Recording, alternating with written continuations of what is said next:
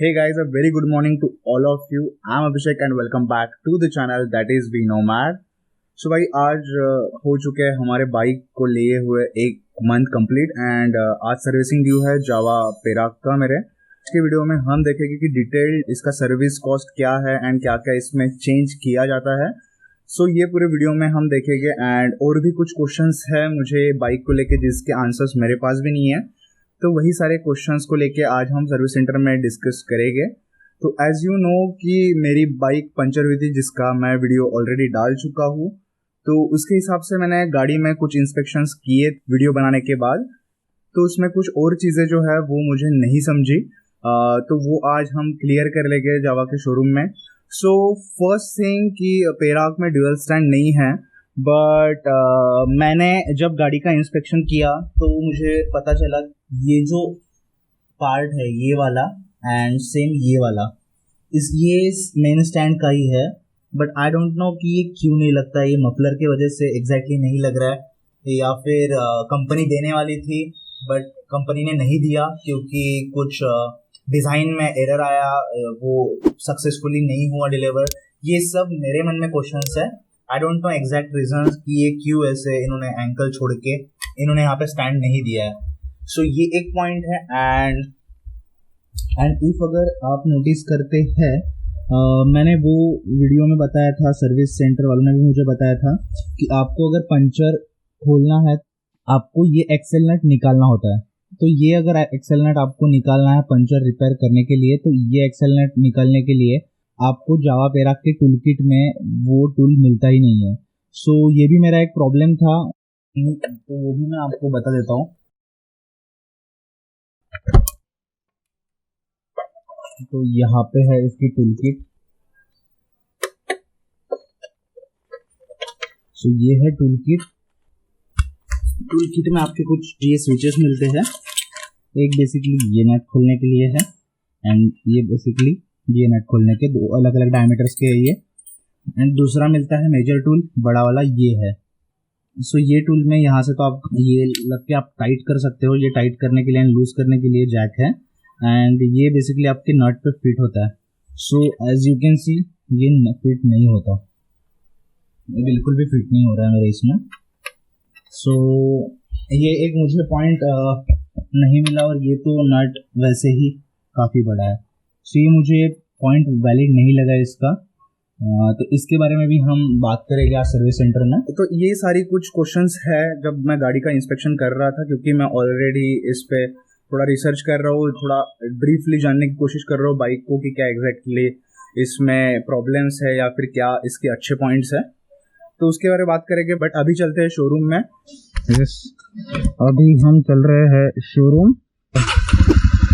अभी जो मेरा गोप्रो माउंट है वो नया हेलमेट है। तो राइट नाउ अभी हम पहुंच चुके हैं श्री कुशाल मोटर्स के सर्विस सेंटर में एंड यहीं पे सर्विसिंग होंगी। तो थ्रू आउट अपन एक वीडियो में बात करेंगे कि क्या हमें आज सर्विस सेंटर में करना है एंड क्वेश्चंस के भी जवाब जान लेंगे हम। बेसिकली मेरी बाइक की सर्विसिंग करके मैं वापस आ चुका हूँ, क्योंकि जावा के जो सर्विस सेंटर में है वो इस बार मुझे शूट नहीं करने दिया। शायद उन्हें नया रूल कुछ बनाया है या what ever, I don't know, but उन्होंने नहीं करने दिया मेरे को शूटिंग को कंटिन्यू। सो मैं बस वहाँ पे देख सकता था जो वेटिंग रूम है वहाँ से, एंड आफ्टर दैट मैं वहाँ पे रिकॉर्डिंग नहीं कर सका। बट मीनवाइल मैंने पूरी जो सर्विसिंग की प्रोसेस है वो मैंने देखी है, उसमें थोड़ी बहुत आपको बताऊंगा। एंड दूसरी बात क्या क्या चीज़ें चेंज हुई है एंड क्या खर्चा है ये भी हम बात करेंगे। तो बेसिकली स्टार्टिंग में जब हम बात कर रहे थे कि ये बारे में हम शोरूम में पूछेंगे, मैंने पूछा बट उनके पास कोई सेटिस्फैक्ट्री आंसर नहीं था। उन्होंने बोला कि वो कंपनी यूज़ में कुछ होता है ये वाला लॉक। एंड मैंने वहाँ पे 42 को भी देखा बट मैं ठीक से नहीं देख पाया क्योंकि मेरे सामने बाइक नहीं थी, मैं उसको इंस्पेक्शन नहीं कर पा रहा था।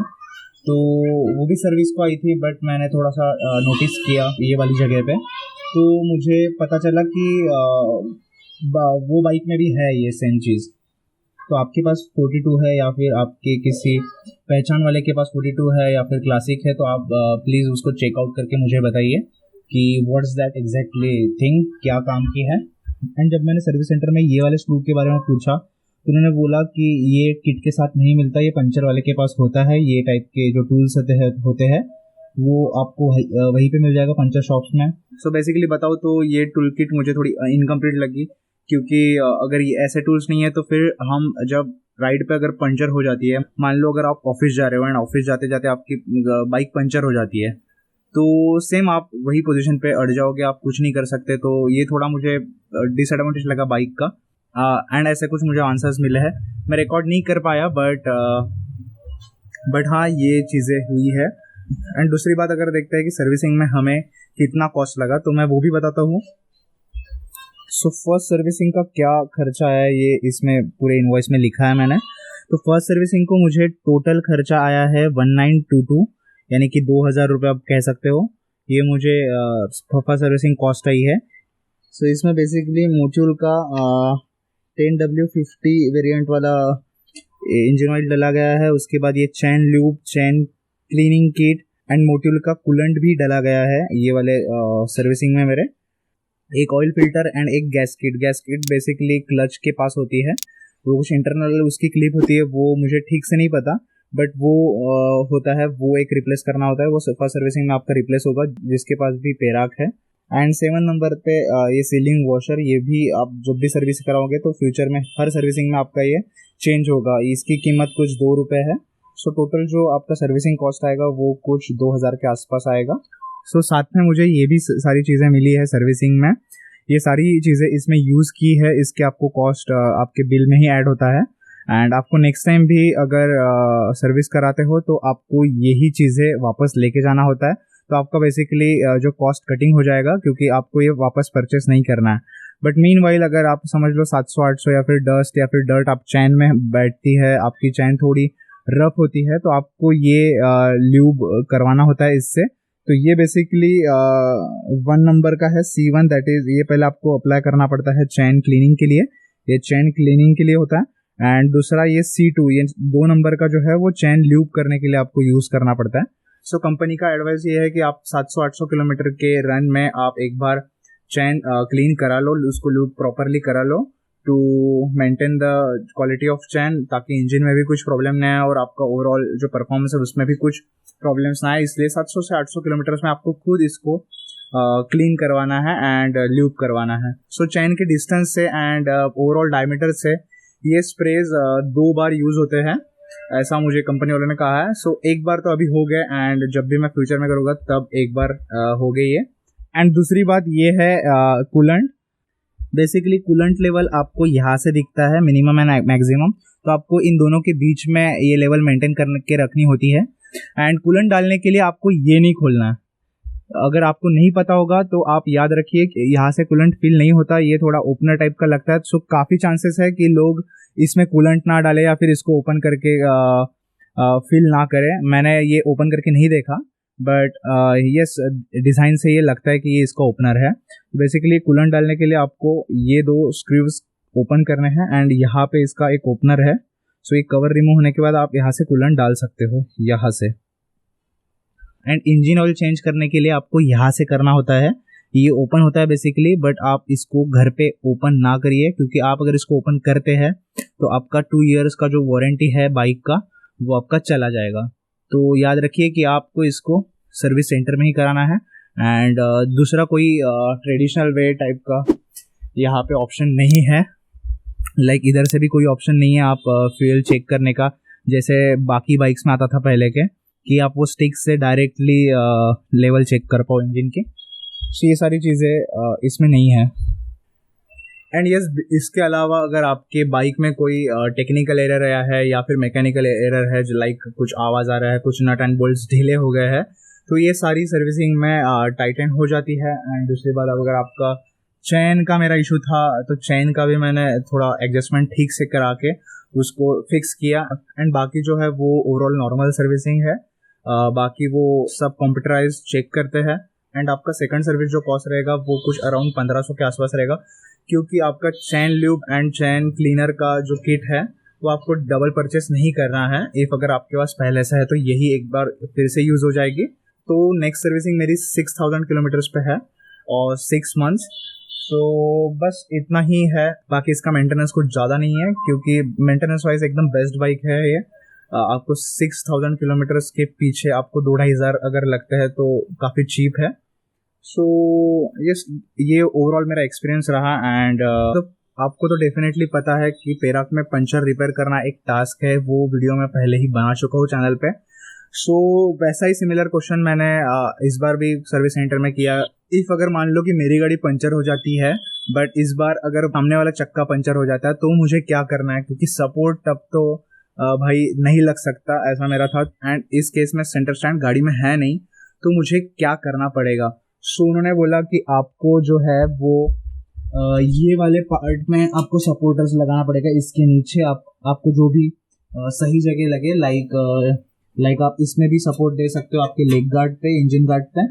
सो आपको अगेन यहाँ से सपोर्ट लेके ये लिफ्ट करना पड़ेगा चक्का, एंड देन आपको वो फिक्स करना पड़ेगा। सो ये जो पंचर रिपेयरिंग का पॉइंट है ये मेरे पल्ले में अभी तक नहीं पड़ा है, ये मुझे अभी भी फ्लॉप डिज़ाइन लग रही है गाड़ी की, क्योंकि ये बेसिक सी चीज़ है। अगर पंचर आपकी गाड़ी जो है वो कहीं पे भी हो सकती है, एंड आपको तब रिलायबिलिटी चाहिए। एंड अगर आपका पंचर फिक्स करने में अगर इतने आपको प्रोसीजर्स करने पड़ सकते हैं तो यार ये एनीवे फ्लॉप डिज़ाइन लगता है मुझे इंजीनियरिंग के मामले में। एंड आप अगर ऑफिस में जाते हो या ऑफिस में जाते जाते आपकी पंचर हो जाती है बाइक, तो वही आपको छुट्टी लेनी पड़ेगी, ऐसा ही उसका मतलब हुआ है। एंड दूसरी बात, अगर आप जाते हो कोई मान लो टूर पे लद्दाख या फिर कोई भी हाई माउंटेन्स रीजन में जाते हो, तो आपको ये सारे नट जो है, जो यहाँ पे सारे नट्स निकालने हैं, आपको ये सारा प्रोसीजर करना है, तो वो आप कैसे तब मेंटेन करोगे, तब कैसे आप वो मैनेज करोगे, ये थोड़ा मैनेजेबल नहीं लगता है मुझे। सो यस, ये कुछ डिसएडवांटेज मुझे ज़रूर लगी है बाइक में। काफ़ी लोग मुझे पूछ रहे हैं कि पेरा का कंप्लीट रिव्यू वीडियो बनाओ, कैसी है ओवरऑल परफॉर्मेंस एंड ऑल।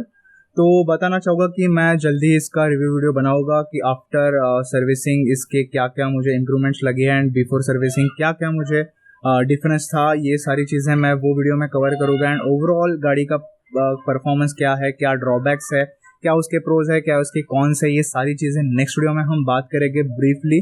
उस पर भी वीडियो बन रही है, तो सर्विसिंग के पहले का वीडियो एंड वो पार्ट्स मैंने नोट करके रखे हैं, उस पर थोड़ी बहुत वीडियो भी बन चुकी है, बट कंप्लीट वीडियो अभी बनने की बाकी है, क्योंकि आफ्टर सर्विसिंग इसका क्या परफॉर्मेंस है ये मुझे अभी पता चलेगा, एंड वो मैं सब अभी रिकॉर्ड करूँगा एंड आपको बताऊँगा।